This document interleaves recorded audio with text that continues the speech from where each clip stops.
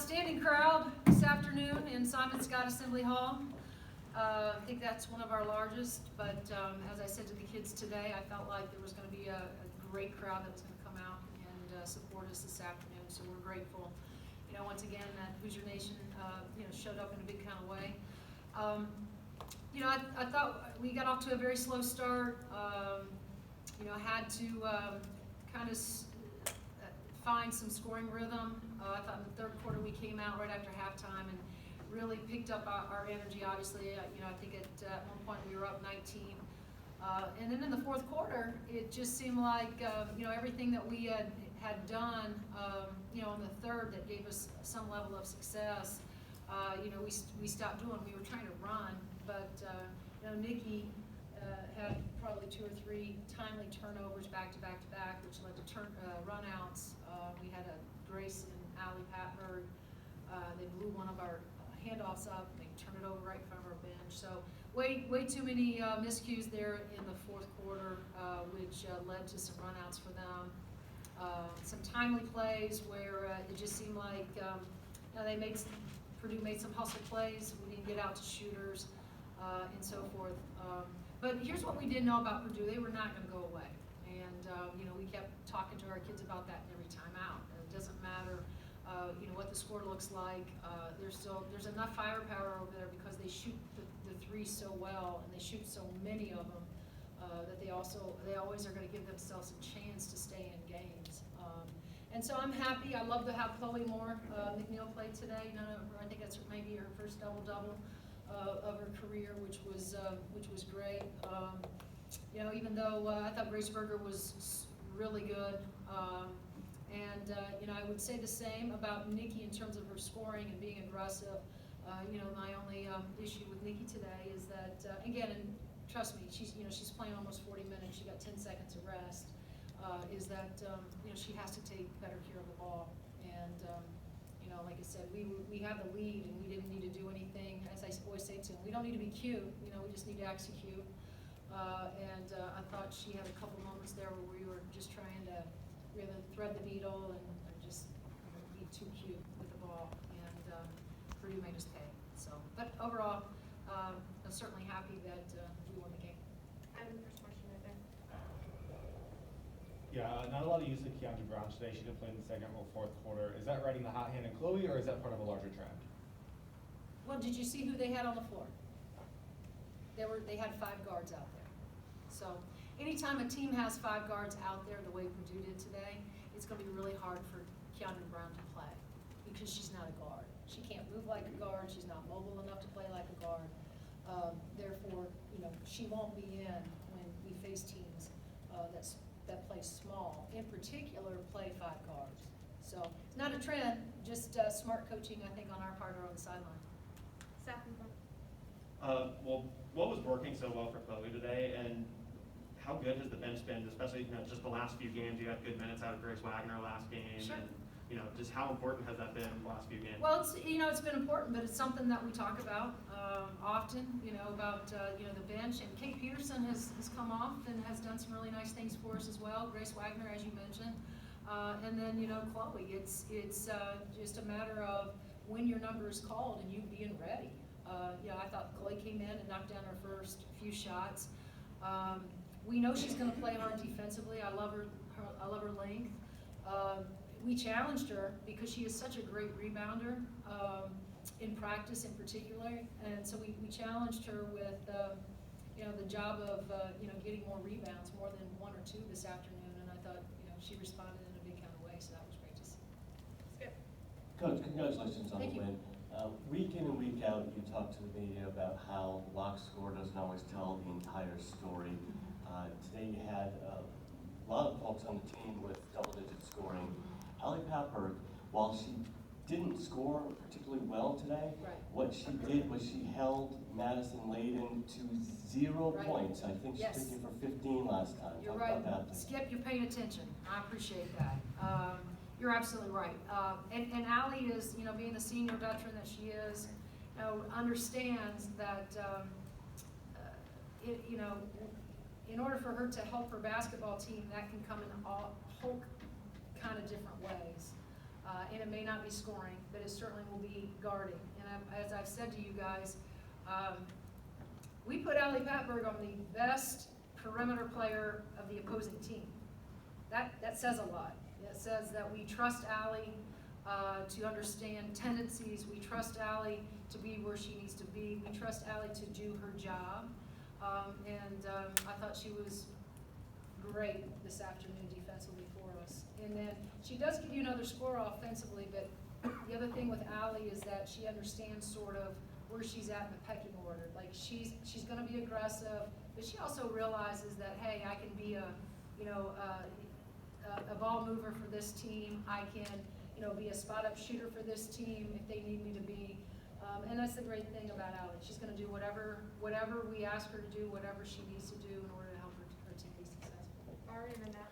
How do you balance the elation of winning with, like, when you have a 19-point lead today, or you blow the lead against Nebraska but still win, or the Minnesota game where you didn't play your best but still found a way? How do you balance the elation of winning, basically, with maybe not your best performance always? Well, I think you have to keep it in perspective. You got to give credit to this league. It's really good, and it doesn't matter who you're playing, where they are in the standings. If you're not ready to play, you're always in jeopardy of getting beat. But the other side of that is, I'm not sure there's a team in the Big Ten that's going to just say, oh, they're up 19, we're going to stop playing hard. It's just not going to happen in this league.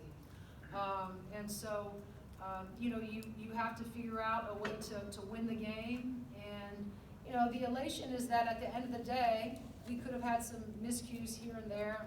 Nikki turns it over 7 times. The fourth quarter wasn't, how we wanted to shut the thing out. But I'm not sure that that matters. At the end of the day, we scored more points than they did, so we won the game. Matt, and then I got a question back. Just before the season, you talked a bit about just kind of trying to find more bench depth, and then especially when Mackenzie got hurt, about how there's a chance to you're going to get better because then she's hurt, gets some of this bench depth. That seemed to happen a bit with Chloe and Grace Wagner, especially of late. How have you seen And that? KB.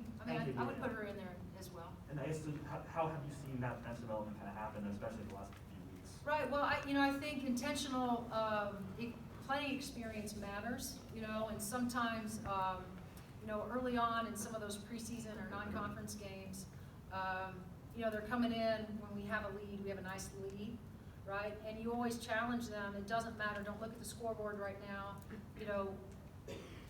We want you to get experience in this moment, right? And in this stretch, regardless of what the score is. I think what you've seen with these guys is that they're being called upon to play really important minutes for us, and I think their level of not just focus during games, but in practices. I think all of them are just super locked in on what we have to do in order to win the game. And so I think it's a combination of that their minutes that they're getting, and I think this happens to a lot of kids. They matter, and they matter when it's in the fourth quarter, in the second quarter, and the game is far from being over and far from being won. And so, like I said, give those kids credit for being ready. But I do think that it will, as I said, it's going to serve us well down the stretch when we get Mac back. Question back, Rob. Coach, congrats on the win. So this season you guys have been +4 on the turnover margin, +6 today. You forced 18 turnovers from Purdue. So what's been the key on defense, not only just all season, but especially today against Purdue? Well, I don't know. It didn't feel like that. It didn't feel like we were, against Michigan. We worked our tails off to turn them over 25 times.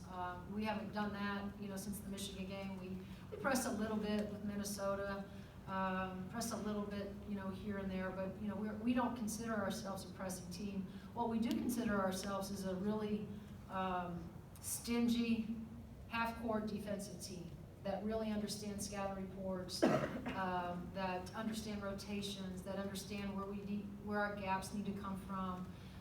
And trust me, we challenge our kids every day to be better on-ball defenders. So I think it's a combination, again, of the experience piece, but also, we got a highly competitive group that, understands right now without Mac, without that 18 points that she gives us, we're really gonna have to be, I think, laser sharp on the defensive end. And we're like that with Mac anyway, but we don't have the rim protector that Mac gives us, when she's out there, healthy. So, I think it's a combination of all those things, really. Question in your second row. Yes, you just talked about that stout defense you guys do have. How can you describe the trust that you put in your guards and Patberg and Nikki to shut down their guards, not just today, but all season long? Yeah, and I would put Graceberger in there, and I would put Chloe, Moore McNeil in there, and Kate. It's collective. It's not, again, as I mentioned, we're challenging each of them one-on-one. But we go in, to every game. Obviously there's a name on the board, and this is who you're matched up with. And these are their tendencies, and so I think they all take a lot of pride in trying to take away those tendencies. Now today, it was different because we felt like with Lex, because they were playing small ball, we could play small ball, and so we had a lot of situations where we were switching all their ball screening action. And the only it's not an issue, but the challenge with that is that everybody has to understand because, and I'll just give you an example, how we may play, a kid like Madison Layden. We're gonna go over ball screens, all right? We're gonna plug, we're gonna fight over ball screens. And then you have a point guard, 23 who's out there, we're gonna bridge her ball screen. We're gonna try to step out and try to be real aggressive with her. And then with number 10, we're gonna go underneath all of her ball screens.